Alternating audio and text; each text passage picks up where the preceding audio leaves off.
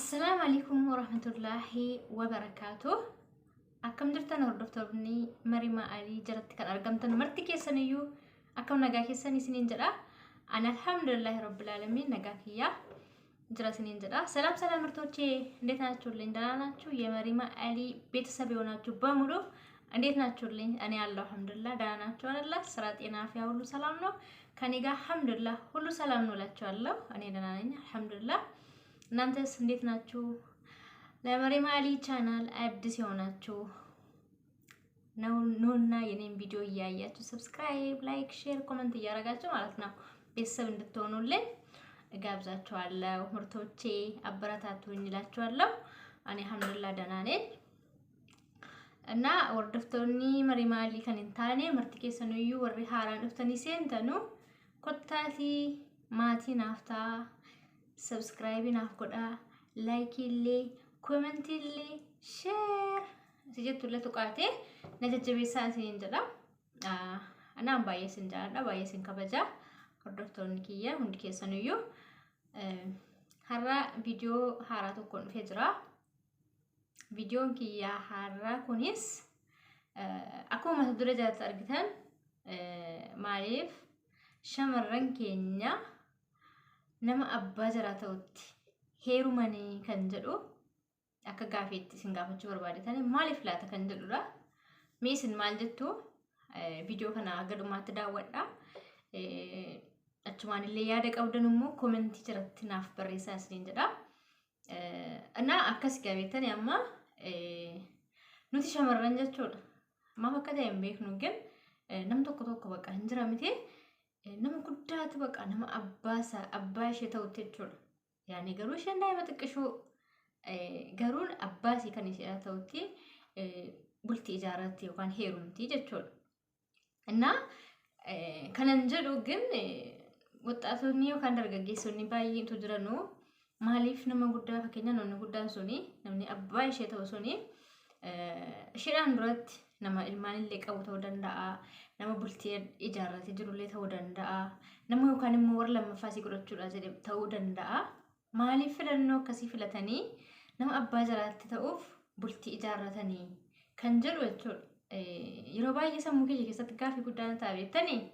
Ana akka kiyyatti akkasii akka keessanitti meesin maal jettu wanni kun gaariidha rakkoo maalii qabaa yoo akka yaani hiriyaa abbaa isheetti yoo heerumtee yoo bultii akka hiriyaa abbaa isheetti bultii ijaarrattee rakkoo maalii hin qabu warra jettan koomentii barreessaa isiniin jedha.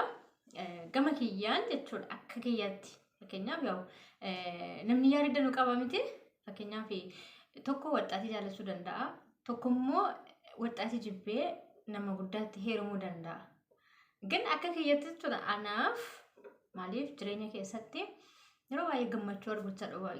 argachuuf jireenya gaarii waliin jiraachuuf waliin bashannanuuf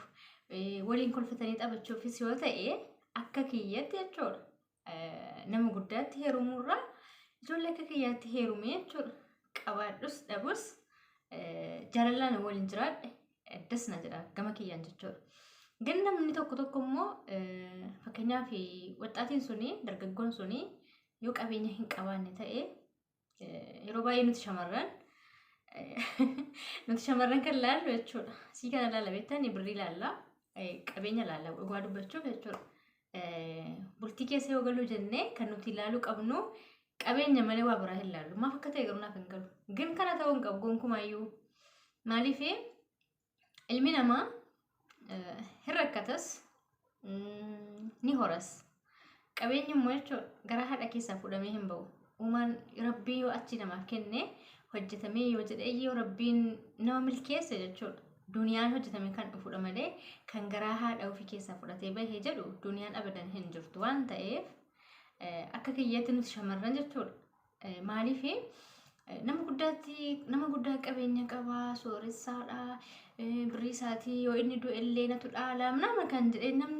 dubartoota baay'eetu waan akkasii yaadan ግን ta'uu hin qabu. Maaliif namni guddaan sun yoo sila bultii ijaarrateera ta'e innis illee jechuudha kan akka isaa bultii ijaarratee yookaan jaarsaan addaan baatee yookaan immoo jaarsi ishee irraa du'e waa kan akkasii fuuchuu qaba akka kiyyaatti isiniin jedha. shamarran immoo jechuudha hin heerumne yoo taate dargaggoo akkasii kan hin fuunetti heerumtee ijoollee akkasiitti jechuudha heerumtee jaalala waliin jiraachuu qabdi malee nama guddaatti heerumtee micalmattee manuma keessa akkas calmattee teessee isaaf ergamti immoo gadi baatee isaa walii wakii gooti immoo ani akka kiyyatti jechuudha. Garuu dhiifama naa godhaa warri nama guddaatti heerumtan yoo jiraattanii asirratti dhiifama isin gaafadha maaf hojjettanii ani dhugaadha bultiin jaalalli jaamaa jedhanii jaalalli mukarraas nama qaba miti ree akka jedhamutti jechuudha jaalalli jaamaa jedhama miti barqet jaalachuu dandeessi fakkeenyaaf dubartiin tokko nama akka umurii abbaa ishee qabu sana jaalattee bultiidhaaf barbaaduu dandeessi barqet maaliif sammuun namaa hundi tokko miti. Akka yaada kiyyaatti isiniin jedhaara yaada keessan hundi keessan komentii jalatti barreessuu dandeessanii garuu maanni fakkeenyaaf akka kiyyaatti wakii ba'u jira fakkeenyaaf yeroo wakii baatanuu waliin jechuudha bakka abbaa kooti immoo abbaa mana kooti wajjin deemattanii ilaaltu mimi እንደኔ አስተያየት ማለት ነው akka yaada kiyyaatti እና mana cidhaas haa ta'u mana firaas haa ta'u mana isaayyuu haa ta'u walgahaa namaa keessatti jechuudha abbaa kottu jettee waamtamoo bamana hojaarsa kottu jettee waamtamoo mee akkami nama abbaa umurii abbaa keetii qabutti yoo heerumte jechuudha akka kiyyaatti wallahi kabdeenyaal jireenya naaf hin to'anaaf akka kiyyaatti naaf natti hin tola dhugaa dubbachuun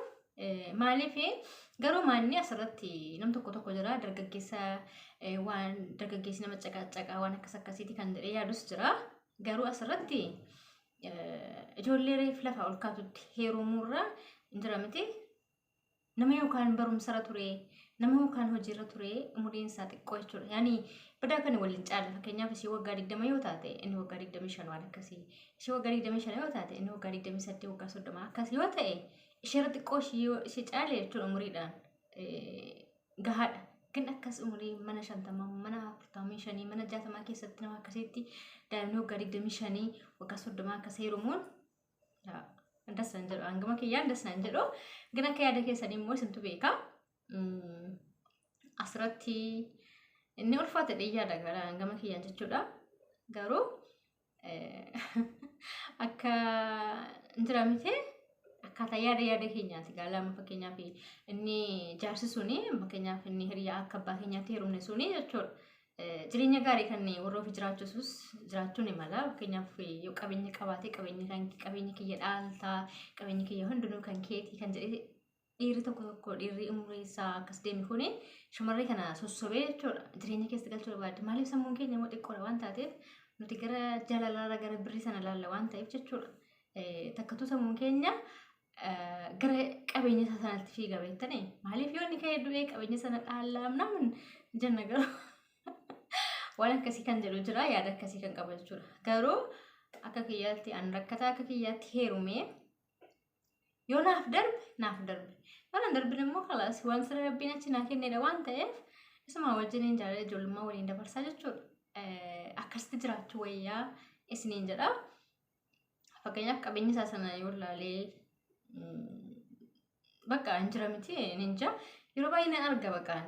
yeroo baay'ee abbaadhaa fi ilmoo fayyii kanatti fakkaatu jira beektanii warra abbaa manaati gad abbaa fi ilmoo kanatti fakkaatu jira maaliif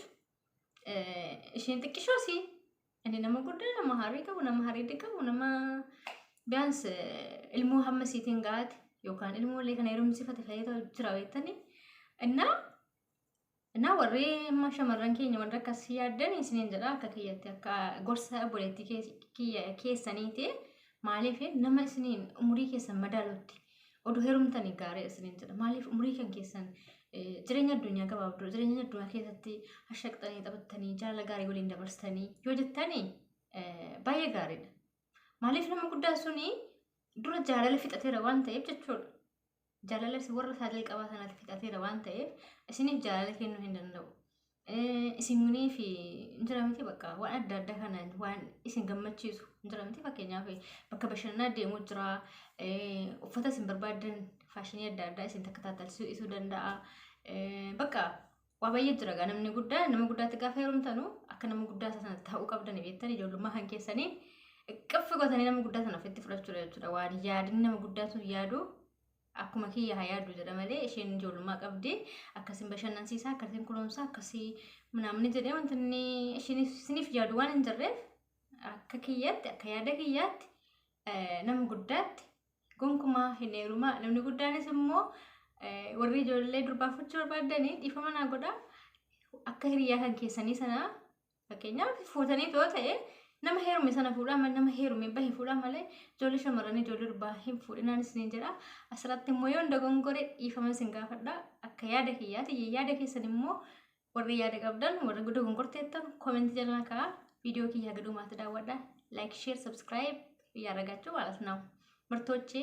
አበረታቱኝ እሺ ወዷቻለሁ ባይ ባይ